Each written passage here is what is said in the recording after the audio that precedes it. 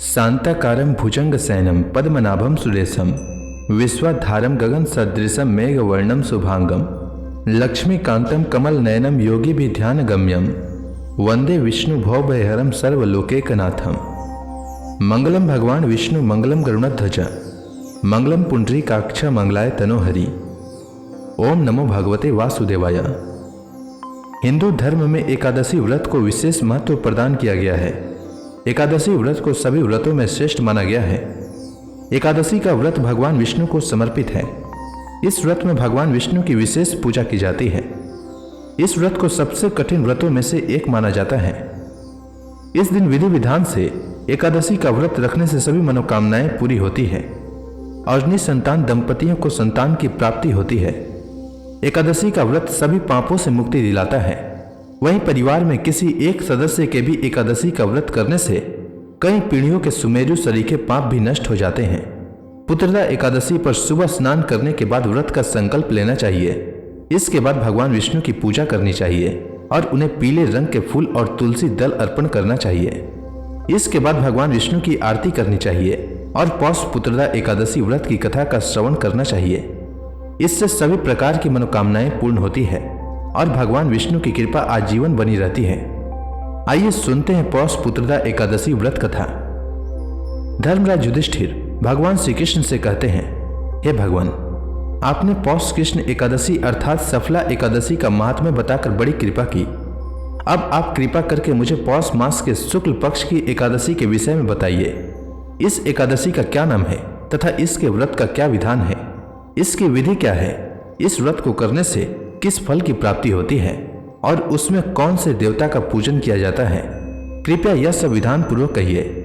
श्री कृष्ण भगवान कहते हैं, पौष मास के शुक्ल पक्ष में आने वाली एकादशी को पौष पुत्रदा एकादशी के नाम से जाना जाता है। इसमें भगवान श्री नारायण की पूजा की जाती है। विधि पूर्वक इस व्रत को करना चाहिए। इस चर और अचर संसार में पुत्रदा एकादशी के व्रत के समान दूसरा कोई व्रत नहीं है। इसके पुण्य से मनुष्य तपस्वी, विद्वान और लक्ष्मीवान होता है। इसकी मैं एक कथा कहता हूँ, सो तुम ध्यान पूर्वक सुनो। भद्रावती नामक नगरी में सुकेतुमान नाम का एक राजा राज्य करता था। उसके कोई पुत्र नहीं था। उसकी स्त्री का नाम सैव्या था। वह निपुत्री होने के कारण सदैव चिंतित रहा करती थी। राजा के पितर भी रो रो कर पिंड लिया करते थे और सोचा करते थे कि इसके बाद हमको पिंड कौन देगा। राजा को भाई, बांधव, धन, हाथी, घोड़े, राज्य और मंत्री इन सब में से किसी से भी संतोष नहीं होता था। वह सदैव यही विचार करता था कि मेरे मरने के बाद मुझको कौन पिंड दान करेगा। बिना पुत्र के पितरों और देवताओं का ऋण मैं कैसे चुका सकूंगा। जिस घर में पुत्र न हो उस घर में सदैव अंधेरा ही रहता है। इसलिए पुत्र उत्पत्ति के लिए प्रयत्न करना चाहिए। जिस मनुष्य ने पुत्र का मुख देखा है वह धन्य है।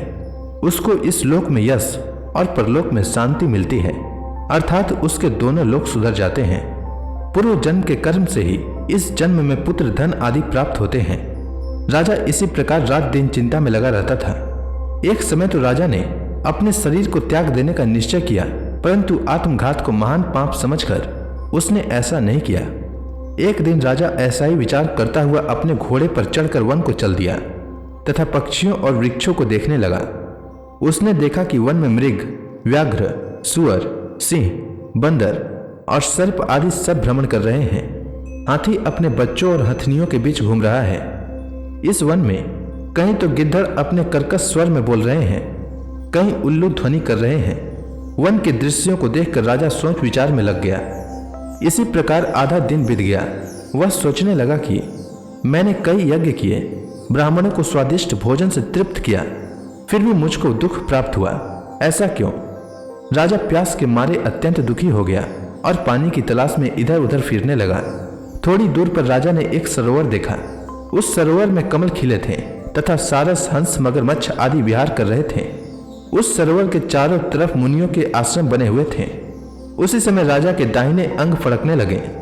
राजा शुभ शकुन समझकर घोड़े से उतरकर मुनियों को दंडवत प्रणाम करके वहीं बैठ गया।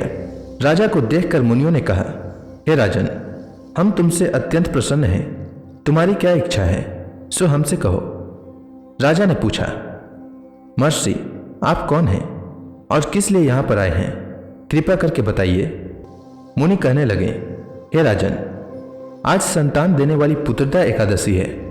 हम लोग विश्वदेव हैं और इस सरोवर में स्नान करने के लिए आए हैं। यह सुनकर राजा कहने लगा कि महाराज, मेरे भी कोई संतान नहीं है। यदि आप मुझ पर प्रसन्न हैं तो एक पुत्र का वरदान दीजिए।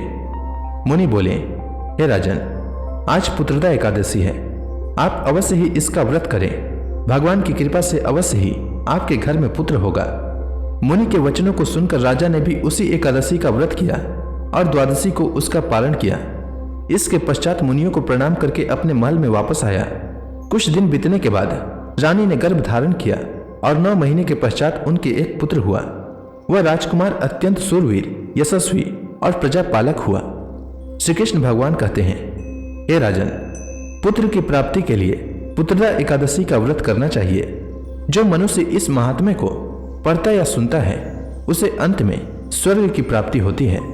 तो प्रेम से बोलिए भगवान विष्णु की जय, श्री कृष्ण भगवान की जय, समस्त देवी देवताओं की जय। एकादशी के दिन एकादशी व्रत कथा के साथ ही 11 माता की कथा भी अवश्य सुननी चाहिए। इससे व्रत का पुण्य फल प्राप्त होता है। तो आइए सुनते हैं 11 माता की कथा।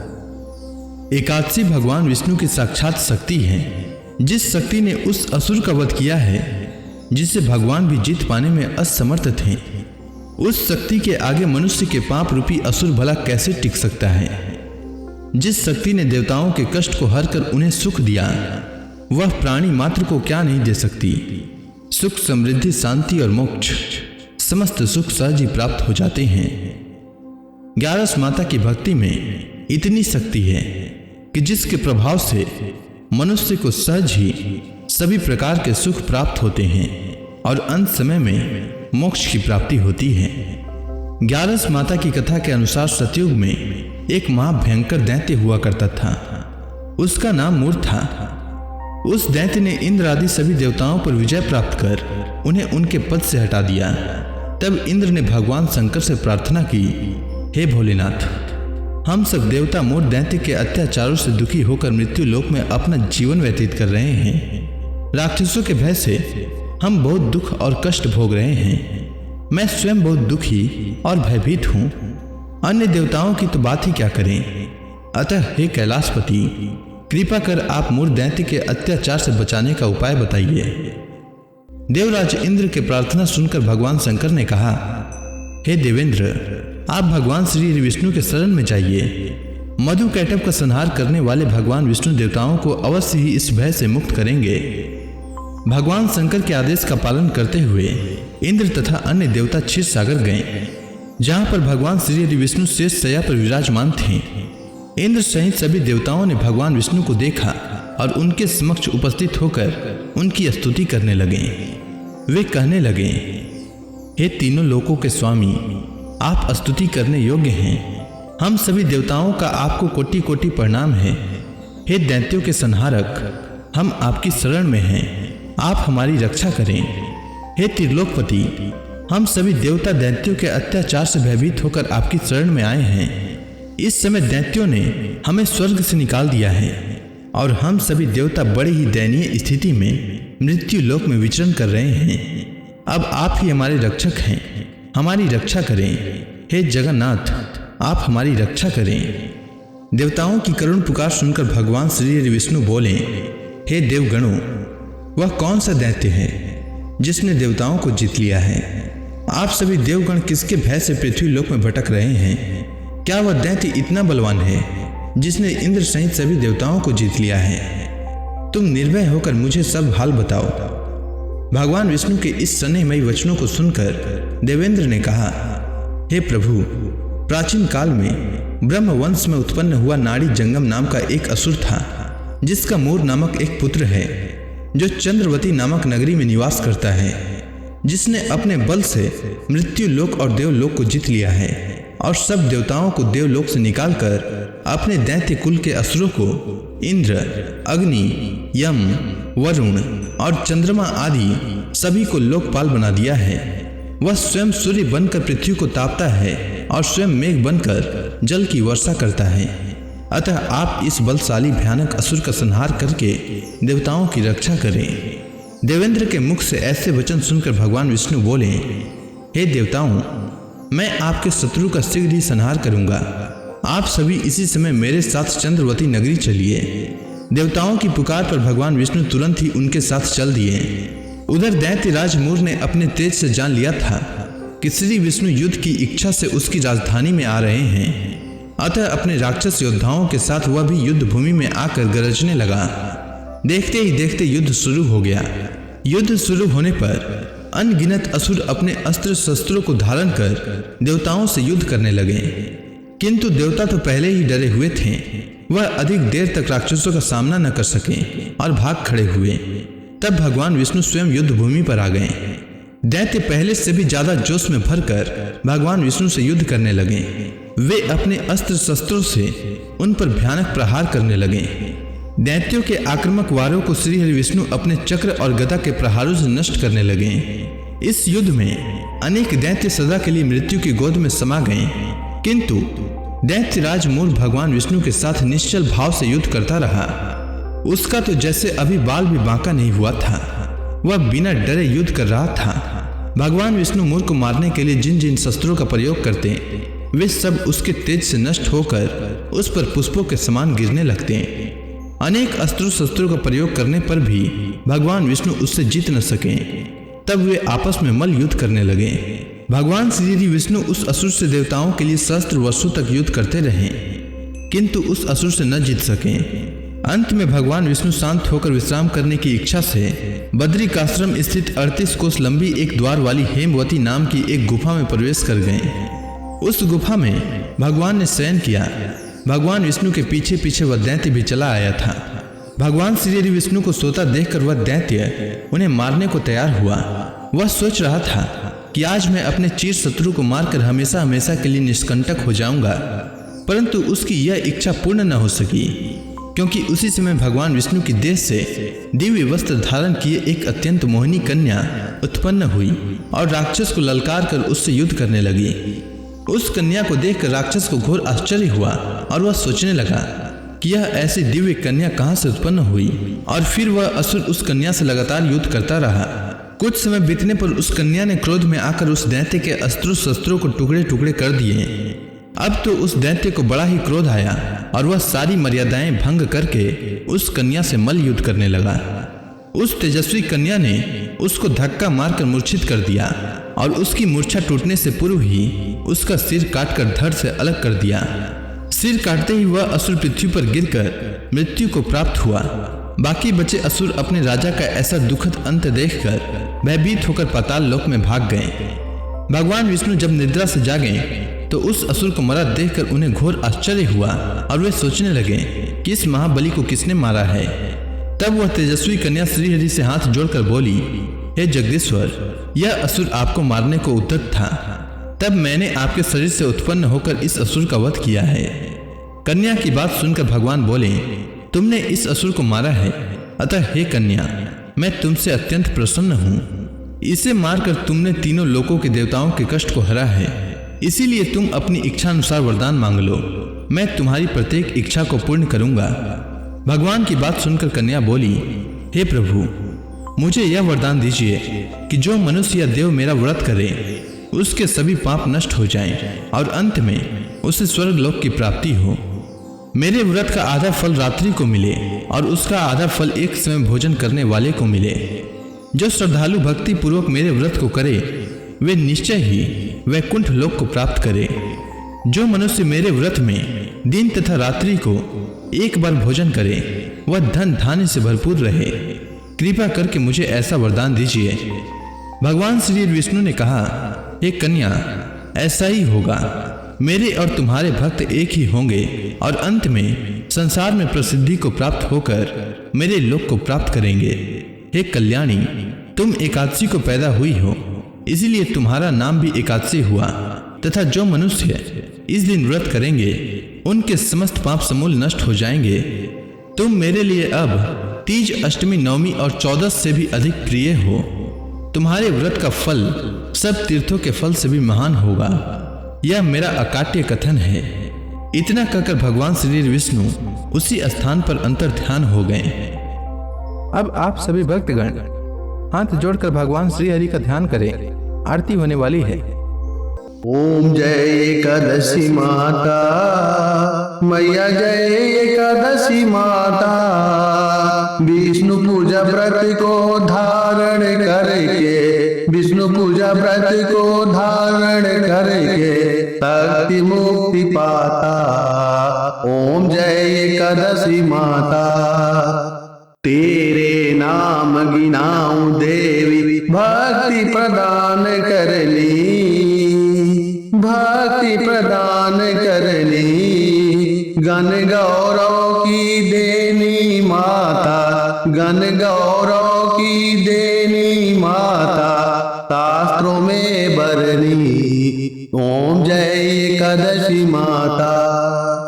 मार्गशीर्ष कृष्ण पक्ष की उत्पन्ना, विश्व तारणी जननी, मैया विश्व तारणी जननी। शुक्ल पक्ष में हुई मोक्षदा, शुक्ल पक्ष में हुई मोक्षदा, मुक्तिदाता बन के भरनी। ओम जय एकादशी माता। पौष के कृष्ण पक्ष की सफला नामक है, शुक्ल पक्ष में होए पुत्रदा, आनंद अधिक रहे। ओम जय एकादशी माता। नाम सट तिला माघ मास में कृष्ण पक्ष आवे, मैया कृष्ण पक्ष आवे। शुक्ल पक्ष में जया कहावे, शुक्ल पक्ष में जया कहावे, विजय सदा पावे। ओम जय एकादशी माता। विद्या फाल्गुन कृष्ण पक्ष में शुक्ला अमला की, मैया शुक्ला अमला की। पाप मोचनी कृष्ण पक्ष में चैत्र महाबली की। ओम जय एकादशी माता। चैत्र शुक्ल में नाम कामदा, धन देने वाली, मैया धन देने वाली। नाम बरूथनी कृष्ण पक्ष में बैसाख माहवाली। ओम जय एकादशी माता। शुक्ल पक्ष में होए मोहिनी, अपराज्येष्ठ कृष्ण पक्षी, मैया अपराज्येष्ठ कृष्ण पक्षी। नाम निर्जला सब सुख करने, शुक्ल पक्ष रखी। ओम जय एकादशी माता। योगिनी नाम आषाढ़ में जानो, कृष्ण पक्ष करनी, मैया कृष्ण पक्ष करनी। देव सैनी नाम कहायो, शुक्ल पक्ष धरनी। ओम जय एकादशी माता। कामिका श्रावण मास में आवे, कृष्ण पक्ष कहिए। श्रावण शुक्ला होए पवित्रा, आनंद से रहिए। ओम जय एकादशी माता। अजा भाद्रपद कृष्ण पक्ष की परिवर्तनी शुक्ला, मैया परिवर्तनी शुक्ला। इंद्राश्विन कृष्ण पक्ष में व्रत से भव सागर निकला। ओम जय एकादशी माता। पापांकुश है शुक्ल पक्ष में, आप हरण हारी, मैया आप हरण हारी। रमा मास कार्तिक में आवे, सुखदायक भारी। ओम जय एकादशी माता। देवोत्थान शुक्ल पक्ष की दुख नाशक मैया, पावन मास में करो विनती, पार करो नैया। ओम जय एकादशी माता। परमा कृष्ण पक्ष में होती जन मंगल करनी, मैया जन मंगल करनी। शुक्ल मास में होए पधिनी, दुख दरिद्र हरनी। ओम जय एकादशी माता। जो कोई आरती एकादशी की भक्ति सहित गावे, मैया भक्ति सहित गावे। जन गुर दिता स्वर्गवासा निश्चय वह पावे। ओम जय एकादशी माता। तो प्रेम से बोलिए विष्णु भगवान की जय, माता लक्ष्मी की जय।